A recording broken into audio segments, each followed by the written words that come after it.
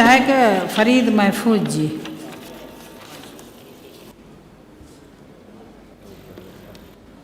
माननीय अनिल शासन महोदय,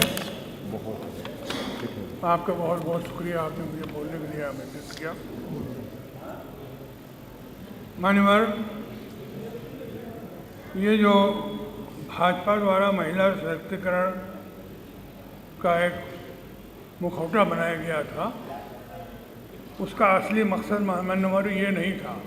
असली मकसद था उसका परिसीमन कराना, और परिसीमन वो इसलिए कराना चाहते हैं कि उन्हें ये मालूम है कि अब नॉर्थ इंडिया के अलावा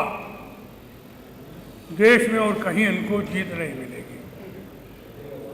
इसलिए वो परिसीमन करा के साउथ इंडिया की बहुत सी जो सीटें हैं उनको कम करके बढ़ाना चाहते हैं।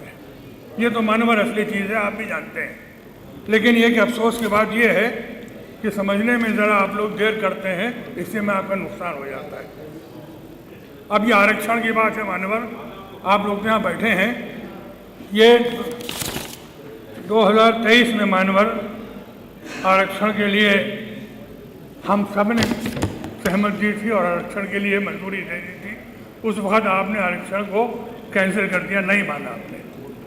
आज जो ये सिलसिला चल रहा है, ये आपको मालूम था कि ये बिल पास नहीं होगा, इतना आप समझदारी है आपके।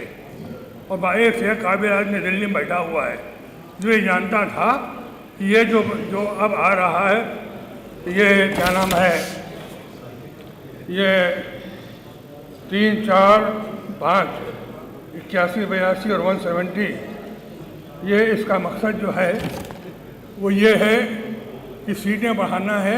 आपने उसमें आगे लगा दिया कि हम इसमें महिला सशक्तिकरण भी करेंगे। मान्यवर, आज अगर आपको करना हो तो आज भी हमारी तरफ से, हमारी पार्टी की तरफ से ये आपको पूरी तरह से इजाज़त है कि आप आज जो आपकी सीटें हैं इनमें आप 33% आरक्षण दे दीजिए, किसी को इतराज़ नहीं होगा।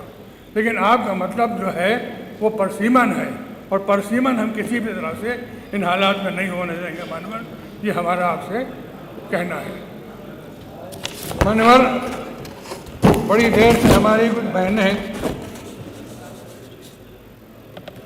देखिए ये ADR 2024, इसके अनुसार मानवर जो रिपोर्ट है उसमें ये है कि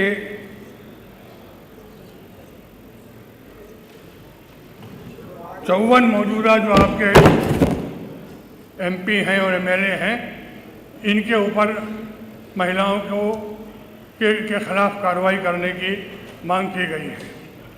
वो आपके 54% है। और उसके बाद अगर गिनती गिनाने लगूँ मानवर, तो आप ये समझ लीजिए कि चाहे वो गुजरात हो, चाहे वो उत्तर प्रदेश में हो, जो कुछ भी महिलाओं के साथ होता रहा है आपकी मौजूदगी में, और उसमें आपने कोई कार्रवाई नहीं की। इसलिए मानवर, मुझे आपसे ये कहना है कि ये इस बिल के ख़िलाफ़ हम सब लोग, पूरा PDA जो है वो इसके ख़िलाफ़ है।